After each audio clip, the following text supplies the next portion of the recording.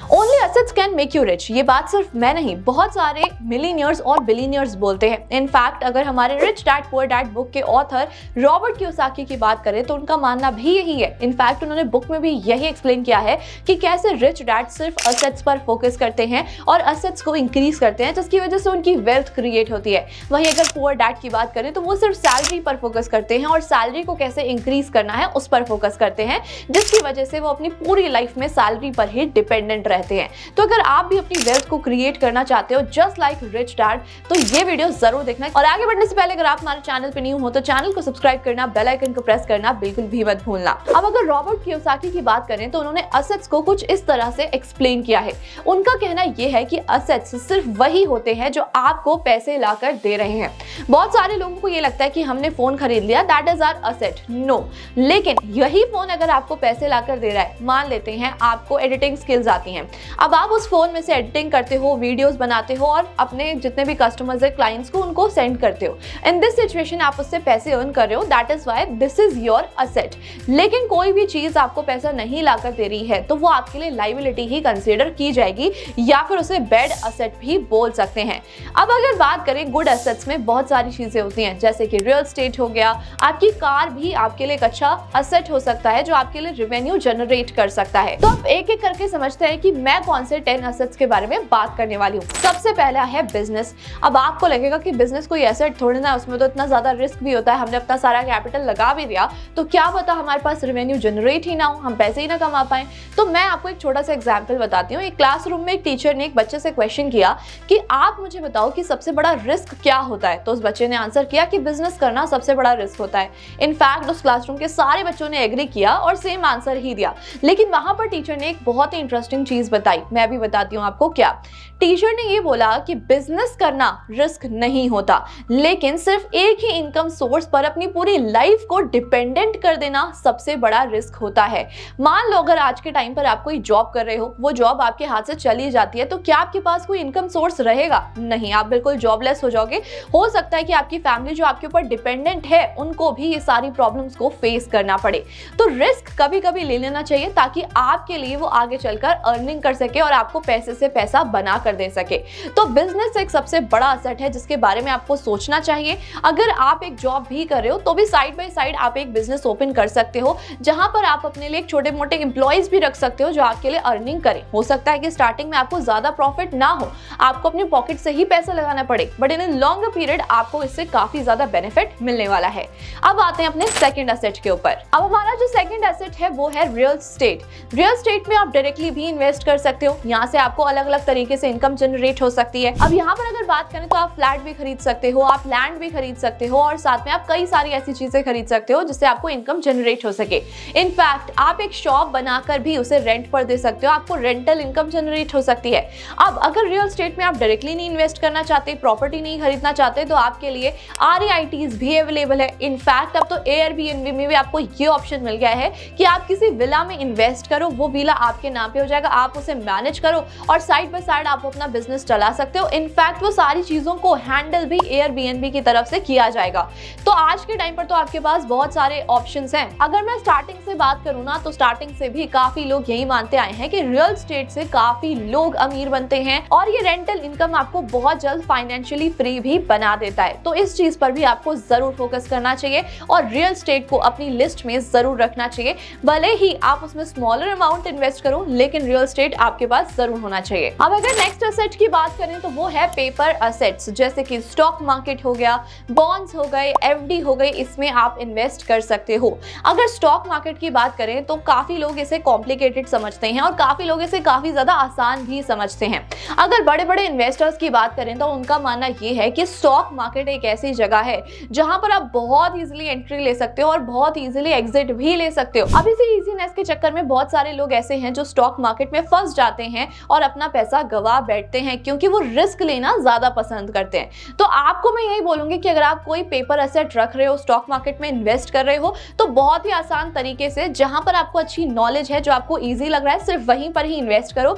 अगर आपको ट्रेडिंग नहीं आती है तो आपको ट्रेडिंग नहीं करनी चाहिए, पहले आपको सीखनी चाहिए, उसके बाद ही आपको ट्रेड करना चाहिए अकॉर्डिंग टू अस। लेकिन यहाँ पर मैं आपको कोई भी सजेशन नहीं दे रही हूँ, हर किसी के गोल्स और नॉलेज अलग होती है, तो आप अपने अकॉर्डिंग भी एनालिसिस कर सकते हो। उसके बाद आप चाहें तो आप इन्वेस्ट भी कर सकते हैं, ट्रेड भी कर सकते हैं। लेकिन स्टॉक मार्केट एक ऐसी जगह है जहां पर आप बहुत ही स्मॉल कैपिटल के साथ अपनी इन्वेस्टमेंट स्टार्ट कर सकते हो और विद इन ईयर्स 20 साल 10 साल में आप बहुत अच्छी कैपिटल को जनरेट कर सकते हो। तो आपको ध्यान रहे, ये भी आपकी लिस्ट में जरूर होना चाहिए। अब अगर नेक्स्ट एसेट की बात करें तो वो है कमोडिटीज। कमोडिटीज जैसे कि गोल्ड, सिल्वर, डायमंड्स एटसेट्रा।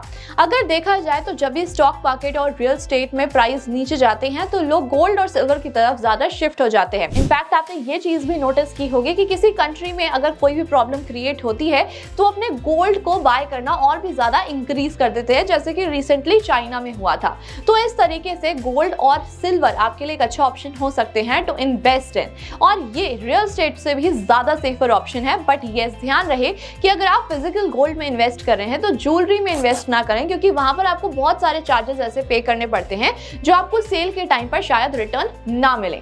तो अगर आपको रिटर्न नहीं मिलेंगे तो कहीं ना कहीं आपको लॉस फेस करना पड़ेगा, जैसे कि मेकिंग चार्जेस हो गए, एक्स्ट्रा जीएसटी हो गई। तो ये सारी चीजों को अवॉइड करने के लिए आपको फिजिकल गोल्ड या फिर डिजिटल गोल्ड में भी इन्वेस्ट करना चाहिए। इनफैक्ट अगर आप चाहें तो गवर्नमेंट के बॉन्ड्स में भी इन्वेस्ट कर सकते हैं। अब आते हैं अपने नेक्स्ट एसेट के ऊपर, जो कि है कैश। आपको लगेगा कि मैं कैश रखने के लिए कैसे बोल रही हूँ, क्योंकि अगर हम अपने पास कैश रखेंगे तो कहीं ना कहीं वो बर्बाद ही हो रहा है, पैसा वो कहीं पे भी रिटर्न दे नहीं रहा। तो मैं आपको बोलूंगी कि कैश रखना बहुत ही ज्यादा इंपॉर्टेंट होता है, स्पेशली तब जब आप एक बिजनेस कर रहे हो। जैसे मैंने आपको स्टार्टिंग में बोला था, कहीं ना कहीं बिजनेस में थोड़ा बहुत रिस्क होता है, इमरजेंसी में आपको कभी भी कैश की नीड हो सकती है। तो बिजनेसेस में कैश रखना बहुत ही ज्यादा इंपॉर्टेंट होता है। इनफैक्ट अगर मैं एप्पल की बात करूं तो उनके पास अराउंड $200 मिलियन का कैश रखा हुआ है ताकि वो इमरजेंसीज में उसे यूज कर सकें। अगर आपको ऐसा लगता है कि आपके पास इनफ कैश है, आपको इतनी इमरजेंसी नहीं पड़ेगी, तो आप उसका एफडी भी करा सकते हो, बट मेक श्योर कि थोड़ा बहुत अमाउंट आपके पास अलग से रखा हो जो आप as an emergency fund consider कर सकते हो। अब अगर नेक्स्ट एसेट की बात करें तो वो है इक्विपमेंट एंड एसेसरीज।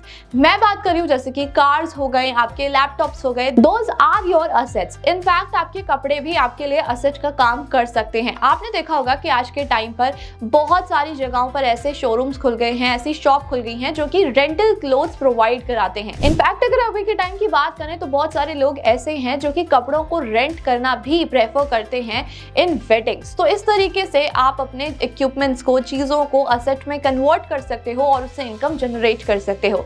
अगर आपके पास 2 या फिर 3 कार हैं तो उसमें से एक कार आप रेंट पर दे सकते हो, वहां से भी आपको अच्छी खासी इनकम जनरेट होगी। तो ये भी असेट है आपके लिए। असेट का मतलब यह है कि जिस भी चीज से आप पैसे कमा रहे हो तो आप किसी भी चीज को कन्वर्ट कर सकते हो इन योर असेट। अब बात करते हैं फिर नेक्स्ट एसेट के ऊपर, इंटेलेक्चुअल प्रॉपर्टी। आपने बहुत बार देखा होगा कि जब भी यूट्यूब पर हम कोई वीडियो पोस्ट करते हैं तो कई बार उसमें कॉपीराइट आ जाता है, और उस कॉपीराइट की वजह से कभी कभार अपने रेवेन्यू में से जिस भी पर्सन ने कॉपीराइट दिया है, क्लेम किया है, उनको रेवेन्यू का पार्ट देना पड़ता है। तो अगर इस चीज से मैं आपको ये एक्सप्लेन करना चाहती हूँ कि अगर आप कोई चीज यूनिकली क्रिएट कर रहे हो तो आप उसका कॉपीराइट क्रिएट कर सकते हो, ताकि अगर कोई भी उस चीज को यूज कर रहा है तो आपके पास रेवेन्यू जनरेट हो। साथ में यूट्यूब ही नहीं, अगर आप कोई सॉफ्टवेयर भी बना रहे हो तो आप उसे आगे सेल कर सकते हो, उसकी फ्रेंचाइजी क्रिएट कर सकते हो। अगर आपके पास कोई यूनिक आइडिया है तो वो बहुत ही अच्छे एक बिजनेस में कन्वर्ट हो सकता है। तो अगर आप इस तरीके से कुछ भी क्रिएट कर रहे हो तो उसे इंटेलेक्चुअल प्रॉपर्टी बनाना बिल्कुल भी मत भूलना।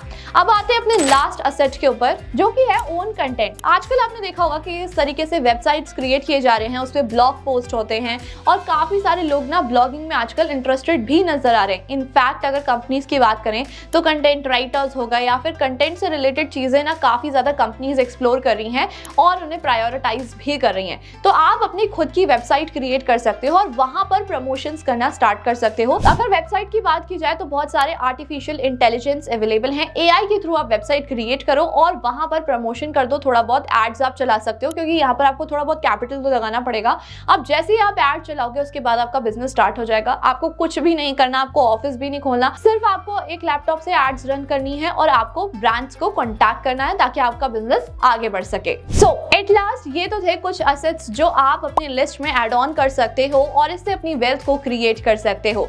Now what do you think about it? आपके पास कौन कौन से एसेट्स हैं और आप किस में इन्वेस्ट करना पसंद करते हो? कमेंट करके जरूर बताना।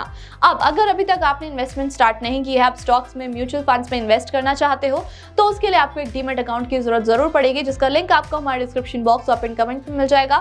आप फ्री में डीमैट अकाउंट ओपन करा सकते हो। सकते हो। इस वीडियो को जितना हो सके उतना शेयर कर देना और ऐसे इन्फॉर्मेटिव वीडियोस को देखने के लिए हमारे चैनल को सब्सक्राइब करना, बेल आइकन को प्रेस करना बिल्कुल भी मत भूलना। Thank you so much.